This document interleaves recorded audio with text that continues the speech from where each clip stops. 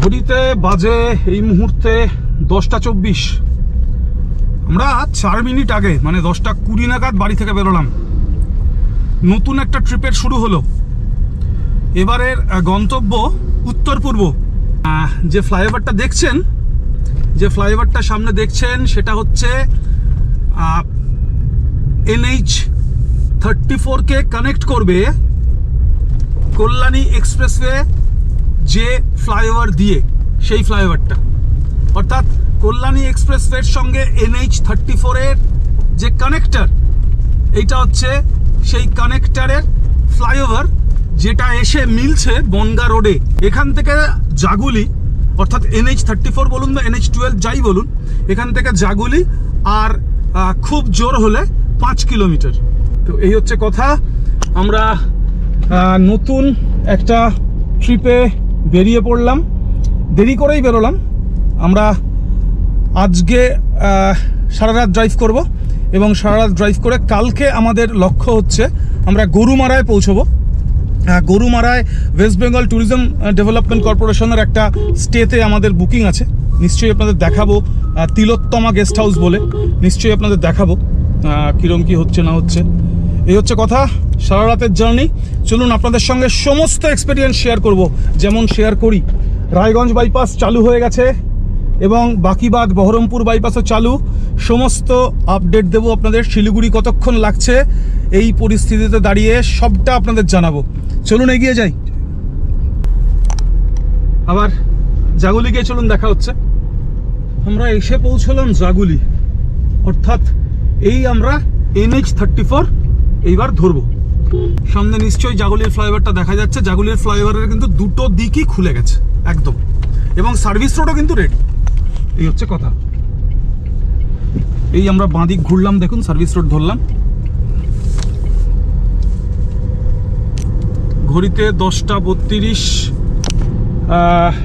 আমরা NH34 বলুন বা NH12 বলুন, আমরা ধরবো। প্রথম কাজ তেল ভরে নেওয়া, এবং তারপরেই আমাদের টান টান চলা শুরু হবে। একেবারে নবকলেবরে একেবারে রয়েছে এখন NH34 বলুন বা NH12 বলুন, যাই বলুন, একদম নবকলেবর যাকে বলে, নতুন সাজে একেবারে সেজে উঠেছে। থাকুন আমাদের সঙ্গে। রাতের ড্রাইভের সম্পূর্ণ অভিজ্ঞতা আরও একবার আপনাদের সাথে নিশ্চয়ই শেয়ার করবে। চলুন এগিয়ে যাই। তেল ভরে নেবো, এরপরে আবার দেখা হচ্ছে পেট্রোল পাম্পে। পেট্রোল ভরে নেওয়ার পালা। একেবারে পরিচিত মানুষ, পরিচিত পাম্প। এই পাম্পের সবাই খুব পরিচিত। জাগুলি থেকে আপনারা যদি কৃষ্ণনগরের দিকে যান, জাস্ট এইমস মোড় পেরিয়েই ডান হাতে এই পেট্রোল পাম্প। আমাদের এই চত্বরের সেরা পাম্প, এইটুকুনি বলে রাখলাম। একটু এয়ার প্রেশারও চেক করে নিলাম, তেলও ভরে নিলাম একবারে। এবার এগিয়ে যাওয়ার পালা। যে কোনো কাজের একটা ইনিশিয়াল ল্যাগ থাকে, তো যাই হোক, সেই ইনিশিয়াল ল্যাগের কারণেই আমাদের সময়টা একটু লাগলো আর কি। গাড়িতে তেল ভরা, এয়ার প্রেশার চেক করা, একটু ঠিকঠাক করে নেওয়া সব কিছুকে, সিট অ্যাডজাস্ট করা থেকে শুরু করে সামনের উইন্ডস্ক্রিনটাকে আর একটু পরিষ্কার করে নেওয়া, সব মিলিয়ে আমরা বিরোহী ফ্লাইওভারের ওপরে একদম। ঘড়িতে বাজে 10:57। আমরা বিরোহী ফ্লাইওভারের ওপরে। বিরোহী ফ্লাইওভারের দুটো দিকই কিন্তু খুলে গেছে একদম, ঝাঁ চকচকে একেবারে যাকে বলে। চলুন এগিয়ে যাই। ইনিশিয়াল ল্যাগ কাটিয়ে এবার খানিকটা গতি নেওয়ার পালা। আর এখন গতি নিতে কোনো বাধা নেই, পরপর পড়বে একেবারে সুন্দর সাজানো ফ্লাইওভারগুলো। একের পর এক ছাড়িয়ে যাব আমরা। চলুন এগিয়ে যাই। আমরা চাকদা ফ্লাইওভারে উঠব, এবং চাকদা ফ্লাইওভারের ক্ষেত্রে যেটা বলা যায় সেটা হচ্ছে চাকদা ফ্লাইওভারের দুটো দিকেরই কাজ কিন্তু সম্পূর্ণ, অর্থাৎ দুদিক দিয়েই সমানভাবে গাড়ি চলাচল করছে চাকদা ফ্লাইওভারের। আর দুদিকের সার্ভিস রোড মোটামুটি কিন্তু তৈরি। খানিকটা কাজ সার্ভিস রোডের বাকি আছে, একটু একটু জায়গায় বাকি আছে, বাট বেশিরভাগটা সার্ভিস রোড কিন্তু তৈরি চাকদা ফ্লাইওভারের ক্ষেত্রে, একথা বলা যায়। এই হচ্ছে কথা। চলুন, যেমন বললাম সমস্ত আপডেট আপনাদের দেব। এরপরে রানাঘাট ফ্লাইওভার দেখাবো। রানাঘাটে দুটো ফ্লাইওভারই চালু হয়ে গেছে।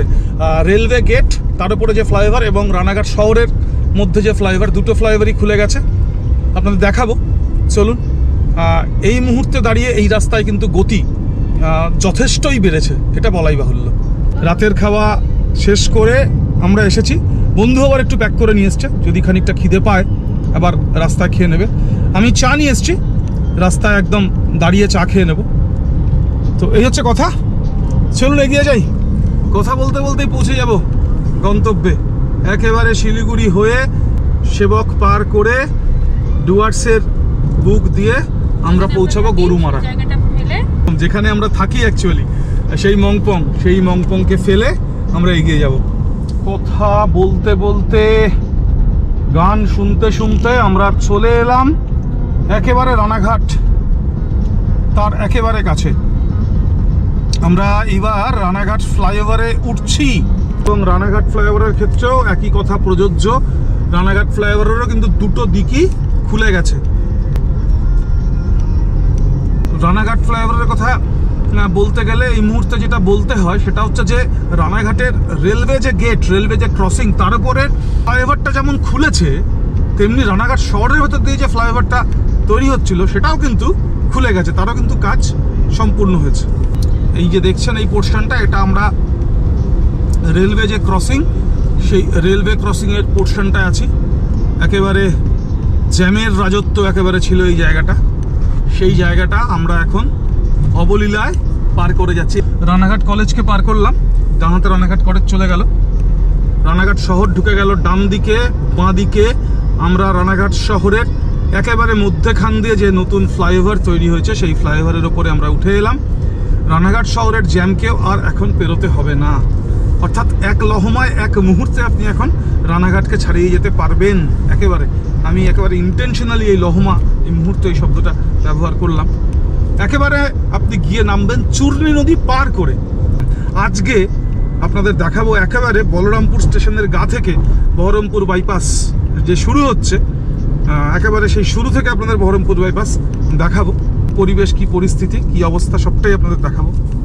এই আমরা একেবারে দেখুন নেমে এলাম চূর্ণী নদী কিন্তু পার করে। বীরনগর তাহেরপুরের দিকে যে রাস্তাটা চলে যায় ডান দিকে, সেই রাস্তাটাও পার করলাম। একেবারে পার করে এসে আমরা নামলাম। কৃষ্ণনগরটা 30 কিলোমিটার দেখাচ্ছে। শিলিগুড়ির বাসগুলোকে আমরা দেখতে পাচ্ছি। আবার খানিক দূর এগিয়ে আপনাদের সাথে দেখা করছি। ঘড়িতে 11টা 38। আমরা কৃষ্ণনগর একেবারে ছুঁয়ে ফেলেছি বলা যায়। ভাতজাংলার পরেই যে ফ্লাইওভার পান্থতীর্থের ওপর দিকে উঠছে, আমরা এবার সেই ফ্লাইওভার ধরব। দেখতেই পাচ্ছেন একদম ফ্লাইওভার রেডি, একেবারে পুরোপুরি রেডি। পান্থতীর্থের কোনো জ্যাম আপনাকে এই মুহূর্তে আর পেরোতে হবে না। আপনি শটান পান্থতীর্থের ওপর দিয়ে কৃষ্ণনগর শহরকে ডান হাতে রেখে আপনি একেবারে কৃষ্ণনগর শহর পেরিয়ে আপনি সোজা নামবেন গিয়ে টুয়ার্ডস ধুবুলিয়া বা টুয়ার্ডস বহরমপুর, যাই বলুন। এ দেখুন শিলিগুড়ির সমস্ত বাসগুলো দাঁড়িয়ে আছে ডান দিকে। শিলিগুড়ির সমস্ত বাসগুলো ডান দিকে দাঁড়িয়ে আছে। যেটা বলার সেটা হচ্ছে যে রাস্তায় গতি কিন্তু অনেকটাই ফিরেছে। রায়গঞ্জ বাইপাস বলুন বা বহরমপুর বাইপাস বলুন, সবটা হয়ে যাবার পর কতটা সময় লাগছে শিলিগুড়িকে ছুতে, কতটা সময় লাগছে শিলিগুড়ি পৌঁছতে, নিশ্চয়ই একদম একটা সুন্দর একটা রিভিউ বলা যায় আপনাদের সামনে চেষ্টা করব তুলে ধরার। এই হচ্ছে কথা। এই আমরা উঠে গেলাম পান্থতীর্থের ওপরের যে ফ্লাইওভার, সেই ফ্লাইওভারে, একদম পান্থতীর্থের ওপরের ফ্লাইওভারে আমরা উঠে গেলাম। একেবারে কৃষ্ণনগর শহরকে ডান হাতে রেখে আমরা সোজা গিয়ে নামবো টুয়ার্ডস ধুবুলিয়া বলুন, টুয়ার্ডস বহরমপুর বলুন। একদম ঝাঁ চকচকে রাস্তা এই মুহূর্তে। আমি আগের একটা ব্লগে বলার চেষ্টা করেছিলাম, রাস্তায় কিন্তু গর্তের জন্য আপনাকে ব্রেক করতে হবে না, এ কথা কিন্তু বলাই বাহুল্য। আপনি এই রাস্তায় এক্ষুনি গর্ত খুঁজে পাবেন না, এটা খুব সত্যি কথা। আপনি কিন্তু প্রয়োজন হলে ক্রুজে দিয়ে আপনি গাড়ি চালাতে পারবেন। একদম কৃষ্ণনগর শহর ডান হাতে চলে যাচ্ছে। কৃষ্ণনগরের যে জেলা পরিষদ অফিস বা ডিএম অফিস, সেটা ডান দিকে চলে গেল।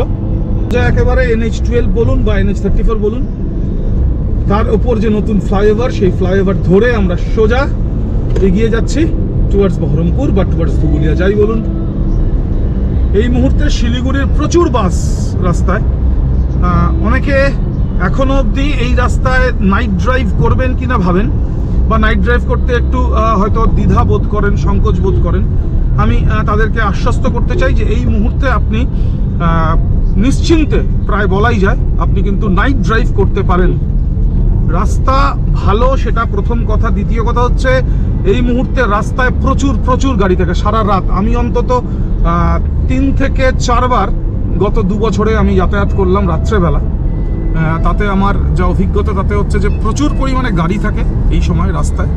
ফলে আপনার কোনো অসুবিধা হবে না, আপনি কখনোই মনে করবেন না, বা আপনার কখনোই মনে হবে না যে আপনি রাস্তায় একা।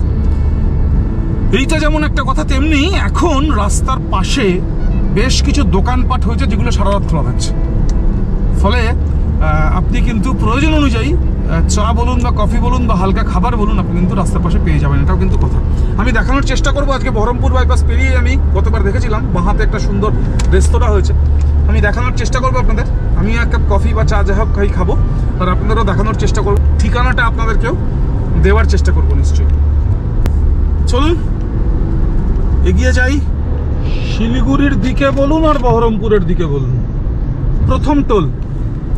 চলুন একটা টোলের হিসাবও আপনাদের কাছে রাখার চেষ্টা করব, যে এই মুহূর্তে শিলিগুড়ি যেতে কত টাকা টোল দিতে হচ্ছে।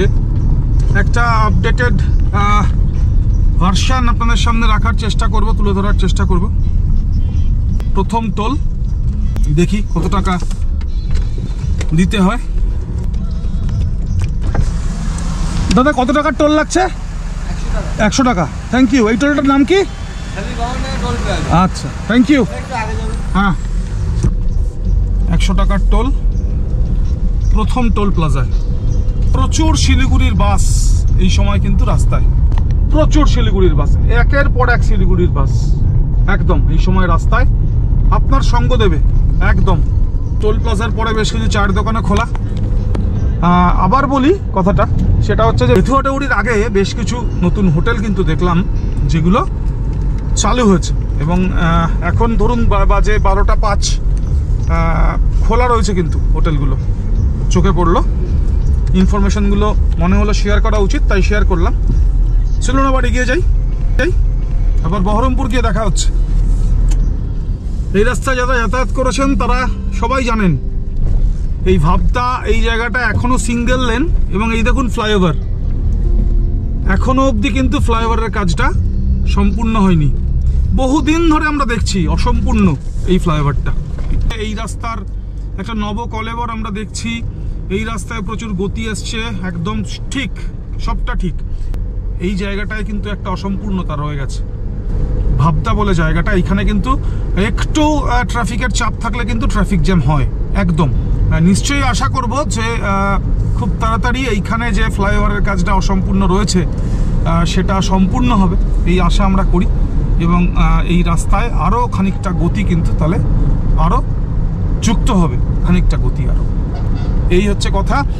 বেশ কিছু জায়গায় সিঙ্গেল লেন আছে, আমরা আশা করব যে খুব দ্রুত সেই সমস্ত সিঙ্গেল লেনগুলো ডাবল লেন হয়ে যাবে। খুব অল্প জায়গায় আছে, মাঝে মাঝে দু একটা করে স্ট্রেচ, ছোট্ট ছোট্ট স্ট্রেচ, যেমন বেলডাঙার আগে একটা ছোট্ট স্ট্রেচ এখনো অব্দি সিঙ্গেল লেন আছে। চলুন এগিয়ে যাই, খুব তাড়াতাড়ি আমরা গিয়ে পৌঁছবো বহরমপুর বাইপাসে। চলুন দেখাচ্ছি বহরমপুর বাইপাস। আমরা বহরমপুর বাইপাসের খুব কাছে, বাঁদিকে আমরা সারগাছি বাইপাসকে ফেলে এলাম। সারগাছি বাইপাস মানে স্বামী অখণ্ডানন্দ সরণি, যে রাস্তা ধরে আমরা কিছুদিন আগে অবধিও বহরমপুর শহরকে পার করতাম। আর এখন ঝাঁ চকচকে বহরমপুর বাইপাস হাতছানি দিয়ে আমাদের ডাকছে। বহরমপুর আর 7 কিলোমিটার, মালদা 135, ডালখোলা 261। সামনে বাঁ হাতে বলরামপুর হল্ট পড়বে, বলরামপুর হল স্টেশন, এবং বলরামপুর হল স্টেশনের গা থেকেই একেবারে শুরু হয়ে যাবে বাইপাস, বহরমপুর বাইপাস।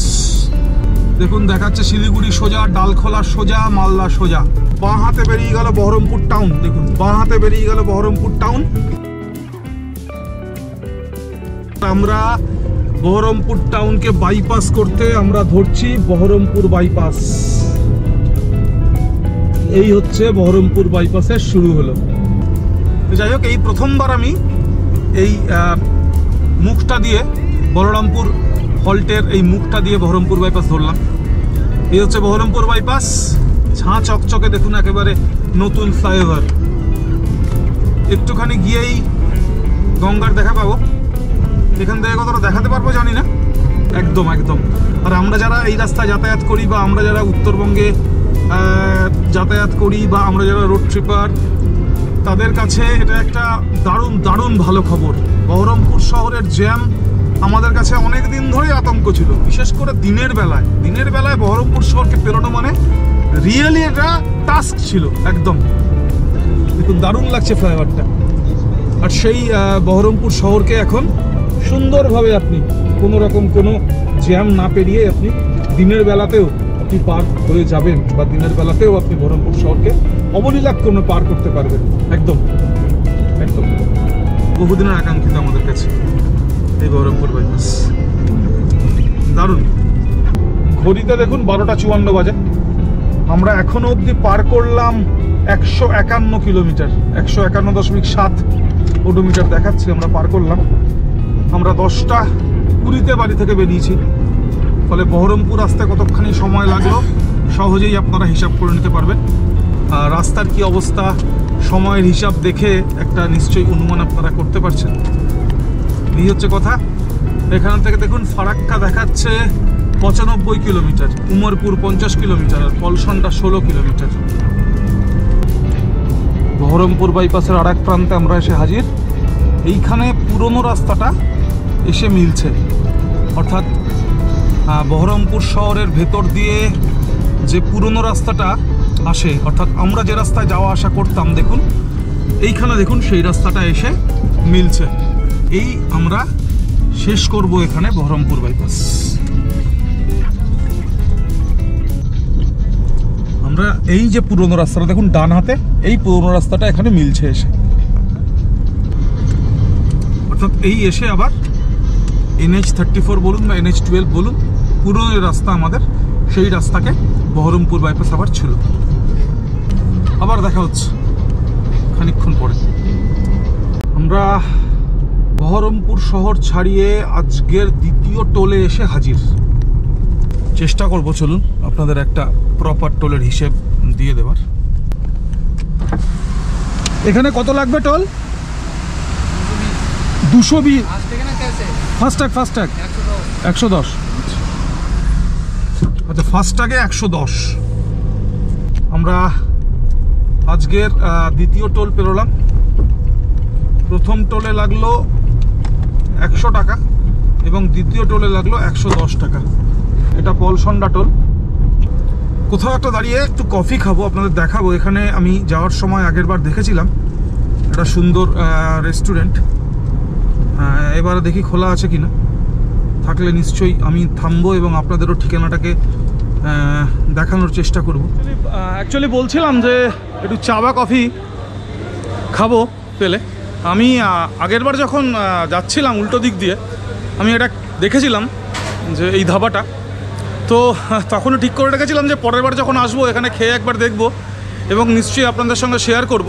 তো পলসন্ডার যে টোল প্লাজা আছে, টোল প্লাজাটা পেরিয়ে খানিকটা এসেই বাঁ হাতে ধাবাটা পাবেন, পাপ্পু ধাবা করে, এবং সারা রাত খোলা থাকে ধাবাটা, সারা রাত খোলা থাকে ধাবাটা। আমি বলছিলাম আপনাদের যে এই মুহূর্তে বেশ কিছু জায়গা এখানে আছে, যে সমস্ত জায়গায় হোটেল সারা রাত খোলা থাকে। এই NH-12 বলুন বা NH-34 বলুন, তার পাশে পেয়ে যাবেন। তো হচ্ছে কথা, চলুন ঠিকানাটা আপনাদের জানালাম, এগিয়ে যাই, আবার পরে দেখা হচ্ছে। একটা কফির অর্ডার দিয়েছি,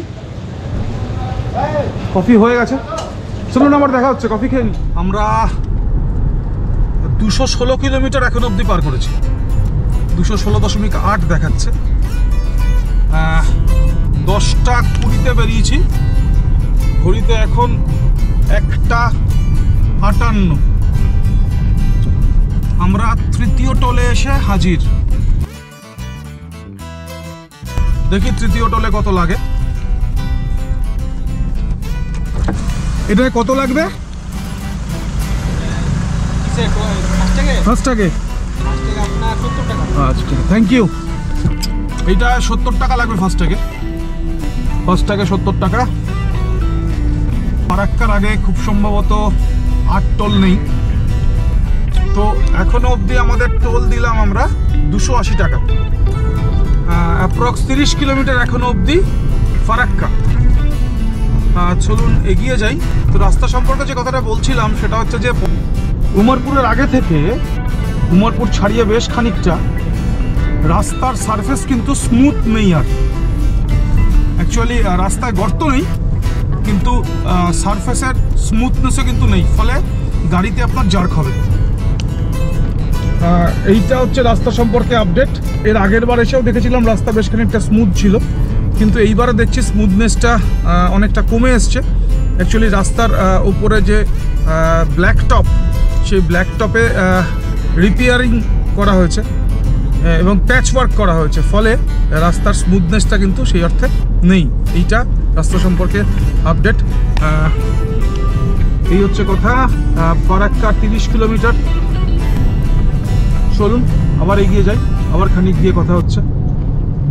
ফারাক্কা ব্যারেজে আজকে জ্যাম রয়েছে, তো যেটা করলাম একটা বড় ভলভো তার পেছনে ধরলাম,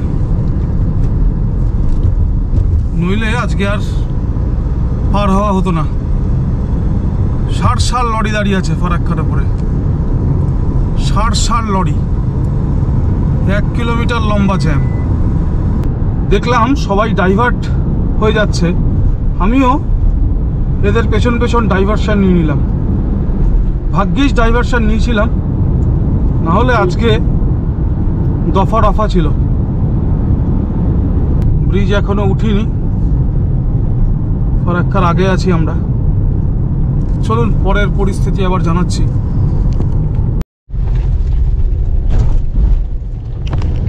জ্যাম পেরিয়ে খানিকটা ফারাক্কা ব্যারেজে উঠে পড়লাম। ঘড়িতে বাজে 2:40, ঘড়িতে বাজে 2:40। সামনের গাড়ির প্রবল ধোয়া,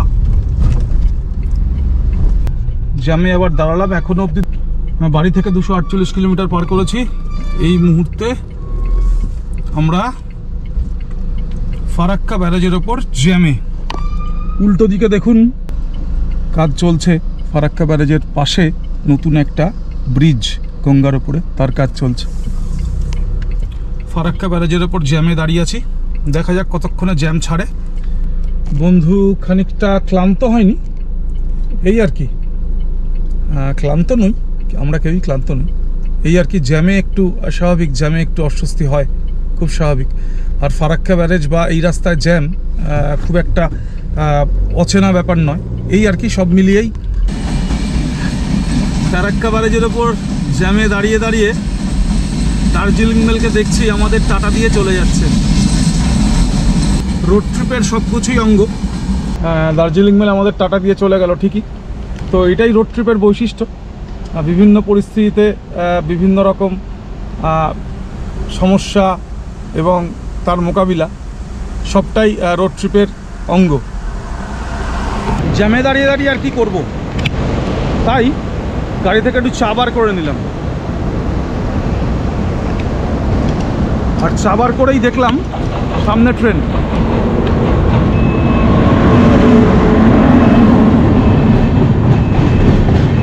গুটি গুটি বাস চলা শুরু করেছে, আমরাও চলতে শুরু করেছি গুটি গুটি।